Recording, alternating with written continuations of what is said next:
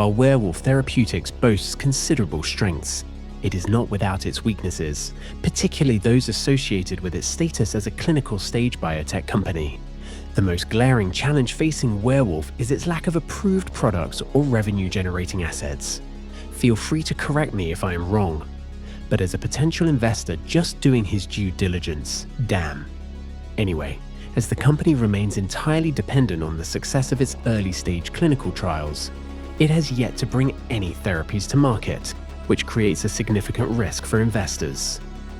Without a steady stream of income from approved drugs, Werewolf must rely on its cash reserves and external funding to sustain its operations, making it vulnerable to market shifts and the success of its fundraising efforts. A related concern is the company's heavy reliance on a limited number of key assets, particularly WTX-124 and WTX-330. While these programs have shown promise in clinical trials, they are still in early to mid-phase development.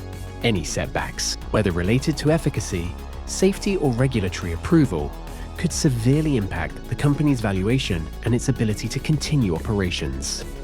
The company is also at risk of over-relying on the combination of these treatments with other agents, such as pembrolizumab, which may not always yield the expected synergistic effects. This over-reliance on a small pipeline is a common issue for many early-stage biotechs, but it amplifies the inherent risks of clinical development. Another significant weakness is the high and increasing cost of research and development. Of course, high R&D is to be expected in a startup pharma tech company. So please 2024 alone, Werewolf reported R&D expenses of $15.3 million, a notable increase from the previous year. This escalation is primarily driven by the costs associated with ongoing clinical trials and the manufacturing expenses required to support these trials. While the spending is a necessary investment in the company's future, it contributes to the widening net loss, which reached $17.2 million in the second quarter of 2024.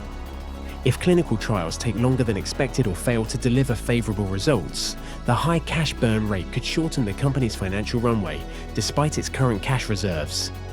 Additionally, Werewolf's financials show a significant decline in collaboration revenue, which fell from $8.1 million in Q2 2023 to just $1.1 million in Q2 2024.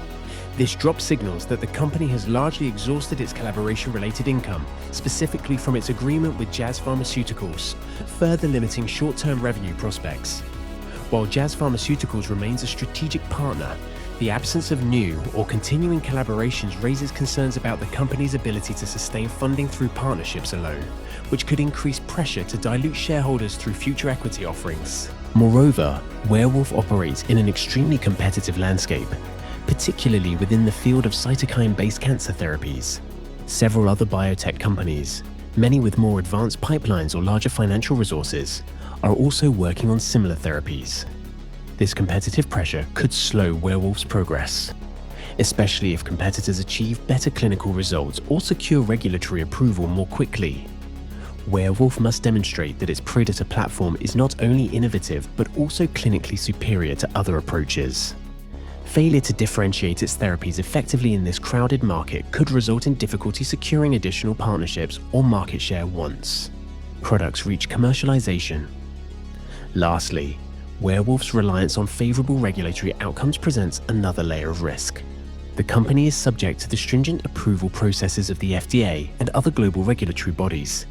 Any delays in clinical trials, failure to meet critical endpoints, or safety concerns that arise during testing could lead to significant setbacks, not just for product approval but also for investor confidence. Regulatory hurdles are particularly concerning for immunotherapies, which can be unpredictable in their response profiles due to the complexity of immune system interactions with cancer cells.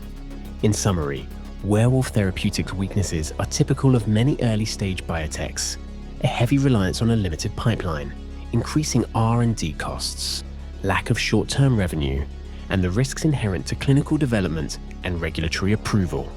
Without a diversified portfolio or approved products, the company's future depends heavily on the success of its key drug candidates and its ability to manage cash flow while navigating the highly competitive immunotherapy space.